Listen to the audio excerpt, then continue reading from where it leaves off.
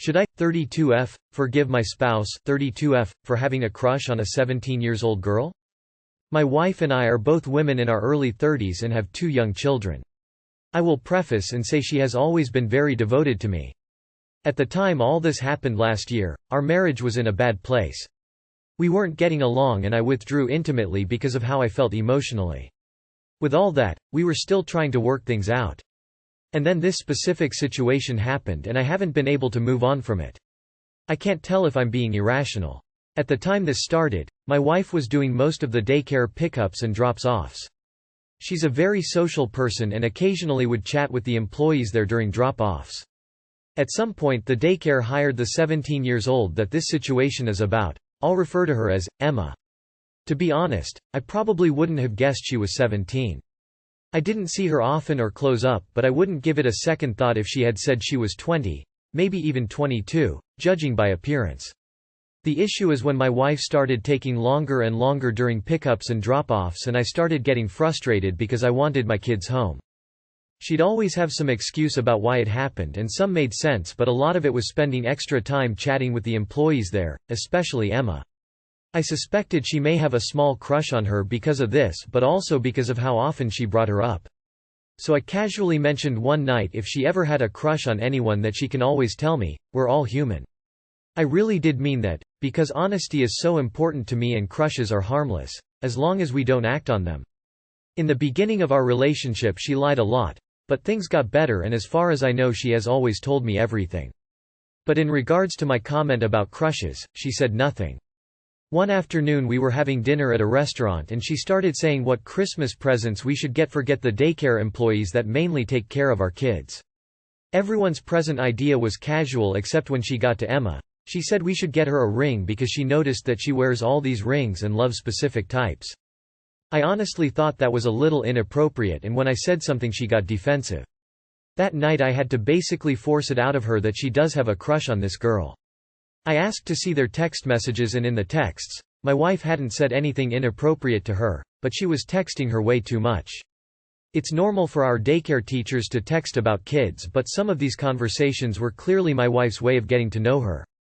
Additionally, she tried to find her on every social media possible and admitted sharing with a coworker that she thought Emma was attractive, showed him pictures, etc. I honestly think it was worse than she made it out to be, but even so, it was all shady to me. I asked her if she still had a crush on her and she said not really because her guy friend had told her that he thought Emma looked young when she showed him the picture. Apparently all the stalking on social media was her trying to figure out her age. Later that night I figured out Emma was 17, she actually turns 18 next month. I felt sick to my stomach. I know there's a very close line between 17 and 18, but even if this girl did look a little older, just reading the way she typed her texts it was clearly a high schooler. I have tried to move past thing but I just can't. I don't think my wife is some predator, but knowing she, at 32, had such an infatuation for a 17-years-old high school girl, really bothers me. She keeps going back to the fact that she didn't know Emma was 17, and I 100% believe her. But whether 17 or 20, this girl was still young and still our children's caretaker. Is this situation forgivable if the person didn't know the age? I just never dealt with anything like this before. Emma never showed any interest in my wife and is very kind and treated our children amazing. They have since moved daycares after we moved. My daughter loves her so much that after we moved she wouldn't stop asking to see her, so occasionally we do a drop-in to that daycare just so she can see her favorite caretakers and friends. My wife still talks to Emma and as far as I know doesn't act inappropriately. She expresses that she's disgusted with herself and could never look at Emma as anything but a child now. But she still brings her up in conversations a lot and it makes it all feel strange again. I know this was long but I felt the context was important because it's a delicate, complicated situation. I also acknowledge that my wife is a woman, and I wonder if this would all sound worse had I said she was a man because women are generally less predatory. I really just don't know what to do and I would really appreciate some wisdom and advice. My wife still talks to Emma and as far as I know doesn't act inappropriately. She expresses that she's disgusted with herself and could never look at Emma as anything but a child now. If she was truly disgusted with herself, she'd no longer be talking to Emma. Everything about this entire scenario sends up red flags. Your wife was stalking a 17-year-old. and is still in communication with her. There are not enough yikes in the universe for this ish. Your wife is, at best, super creepy and in need of therapy. At worst, she's a predator. Sorry, but it is what it is. Sounds pretty damn predatory. And if your wife found her on social media, I don't believe for a red-hot second that she didn't know she was in high school. Your wife needs help and you need to get your kids away from her. The cheating alone you shouldn't forgive. It sounds like she doesn't respect you at all. Why is your wife still talking to Emma? This feels wildly inappropriate considering she is no longer your children's caretaker. I don't see any reason for your wife to keep this up unless she still is interested in her. Your wife is creepy for crushing on a teenager. My straight friend, M22, kissed me, M20, yesterday and I don't know how to proceed. I want to start this off by saying that I am openly gay, which he is well aware of. I always thought he was 100% straight, but now I'm not sure and I don't know what to do. We've been friends for 3 years, but we've gotten a lot closer since 2022. Yesterday, we were having a small gathering and he got really drunk. I was sober, and one of our mutual friends asked me if I could go and check in on him. I went to the bathroom, and he told me to come inside and close the door, so I did. Then he told me not to tell anyone and kissed me with tongue. I was in shock, so I just froze, and afterward, he looked at me deep in the eyes, our noses barely touching, saying that he has never had a friend that cared so much about him and how proud he was of me. Then we were hugging, and he kept saying that he was sorry and that he has a girlfriend. They broke up recently due to distance, but she's coming back in a couple of months and he has said that he thinks they might end up together again. After that, he started crying like crazy on my shoulder and told me that he was suicidal, that he wanted to die, that his heart was hurting, and that he was a bully. He's not. I tried to comfort him to the best of my ability, but it was obvious he needed to go home. While I was helping him get his shoes on, he blurted out, "I love you," which he very rapidly changed to, "I love, girlfriend's name." I might have misheard this part, but I definitely believe he said, "I love you," to me. I managed to put him in my friend's car and we drove to his home together. I then helped him get to his apartment, and I left as he was ringing the doorbell because he said he would be embarrassed if his brother saw him with me, because my friend has a terrible tendency to never ask for help, ever. Today, he texted me asking what happened last night and how he got home, and I told him everything. I also told him that if he was unsure of his sexuality he could ask me anything, and that if he felt an attraction to men he would need to explore that part of himself because otherwise it would eat him up from within, and would most likely ruin both his own life and that of his girlfriend's. I also asked him, "How are you, really?" regarding his mental health, and I told him that I care about him and that I'm worried about him, and that he doesn't have to go through hard times alone. To sum up his responses, he basically responded with pretty cold answers, like, "Let's not talk about it, it was the alcohol," and that, "He's good.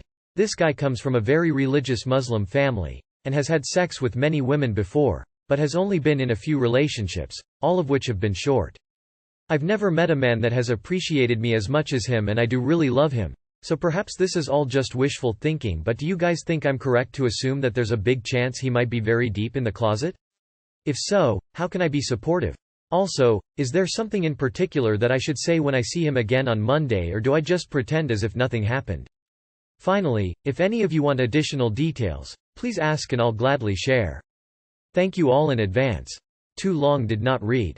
My straight friend kissed me with tongue while drunk and talked about him being suicidal, wanting to die, etc. Forgot everything the next day, and after I told him he wants to just forget it and move on, blaming it on the alcohol. I believe he might be in the closet, but I'm biased since I like him, and if he is I want to know how I can be supportive. I also wonder what I should say, if anything at all, to him on Monday when we see each other again. You've already addressed what happened. The ball is in his court now. Go back to the level of friendship you had before. Don't bring it up. He'll do more or he won't. If he does, it'll likely be next time you two drink together. But let closet boy act on his own schedule. It's pretty obvious he not only has feelings for men, but specifically for you. Alcohol doesn't make people gay. It will just lower their inhibitions to act on sexual desires or other feelings they might otherwise repress. Unfortunately, you put it all out there in the best, kindest, most understanding way possible and have to wait for his response. You can't know how to move from there until he responds. Your straight friend is not straight. I think it's pretty clear he's in the closet, but he's in there deep. If something similar happens again, I think you need to lay some boundaries, cause you can't just be an outlet for his repressed feelings when he's drunk. For now though, probably best not to say anything more unless he brings it up, but if I were you I'd have a hard time with this being a lingering unprocessed situation. He's Muslim but drinks? My husband, 30M, got arrested for indecent assault. I am 28F. First of all, English is not my native language, so I'd like to apologize in advance if I'd make any grammar errors. This would automatically sound untrue due to the title, but my man, which I've been married with for 7 years, is a hands-on father of our 3 kids, a loving husband who helps with chores and spoils me with affection, and a hard worker. However, his impulsive side is his greatest weakness that is sort of ruining our family. He became addicted to crypto and lost $10,000 the first time and $10K the next, and the next thing I know he had exhausted my credit card and loaned $30K without my permission. We were fighting a lot during this time due to our money issues, and I became emotionally distant for the financial betrayal. He then developed an affair online because he was confiding our marital problems to a stranger. Anyway, all our issues got resolved eventually because he was able to pay our debts and realized the online affair was wrong.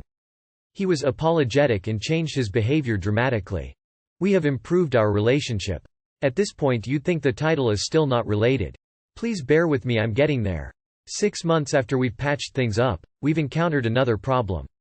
He had forgotten to pay one remaining debt during his crypto escapade. It was only $5,000, so I told him not to waste time worrying about it and we can pay easily as we were both working. I don't know what got into him, but I noticed small changes which I didn't mind back then. Our joint social media accounts suddenly were full of half-naked ladies. One morning while I was preparing breakfast for work, the policeman started knocking, looking for my husband, and showed the warrant of arrest for indecent assault. I was totally shocked and immediately assumed it was a misunderstanding.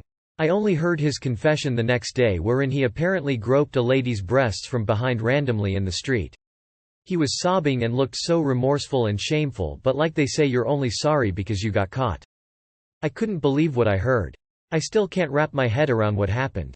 When I asked him about it at first, he said he had no idea why he did it, but eventually he admitted that our financial stress caused him to act erratically, or in his case erotically.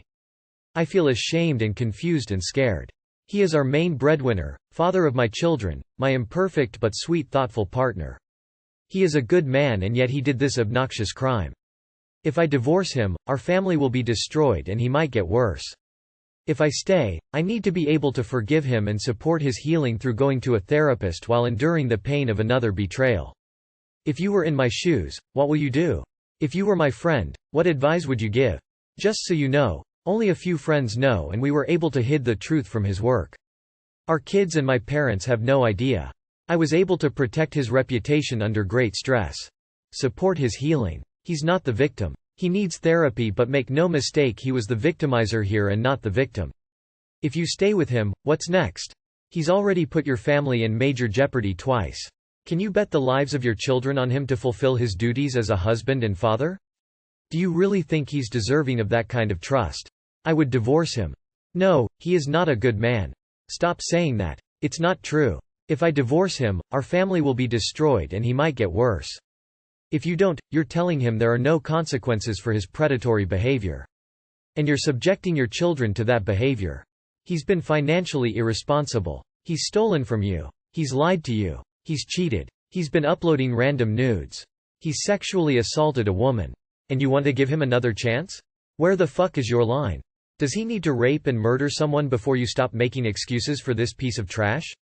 Honestly, I'm struggling to rustle up any sympathy for you because you are happy to protect this dreadful man from the consequences of his actions, and that is almost as bad as the actions themselves.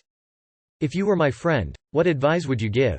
If your friend or daughter told you what you told us, what advice would you give? He's 35M, needy, moody, insecure, and I 38F don't think I need this after 9 months. Too long, did not read. Am I the asshole for putting my foot down, protecting my sense of worth, and telling my boyfriend that I won't stand for his behavior, or have I overreacted? He has always been super attentive and loving, but sometimes to the point of it being too much. Especially in public, and I've always felt this is a way of him telling people around us I belong to him. It became clear about 3 months into the relationship he is a very jealous and insecure person with the potentially to be controlling. I am a strong-minded woman who will not be controlled or cajoled into anything I don't want, and I have told him as much. All his previous girlfriends have been younger and broke, so he was very much in control in the relationship. Something that has stuck in my mind as a concern is that he's described them all as crazy. We have had a few issues since the beginning. 1. Him being irrationally jealous of coworkers and my ex, and 2. Him being overly obsessed with watching what I'm doing on WhatsApp, and 3. Him becoming insecure and moody if I don't reply to him fast enough when I'm at home or work. Mostly they've been resolved. As far as I'm concerned, with me actually ending up having to hide my last scene on WhatsApp to stop him constantly watching it. On a couple of occasions when we've been going through one of his insecure bouts, I've had my overnight bag packed ready to go over to his after work, and have been told as I've got in my car that he wants to have a night in on his own. I'm not the sort of person to beg and plead with him to let me come over, so have always replied with, "Right. Okay, no problem, I'll have a nice evening at home with my dog instead," and started to make my way back home. Each time he's then responded with, "Well, you can come over if you want, but I won't be much fun. I won't be picked up, put down and picked up again at his whim, so I've always gone home."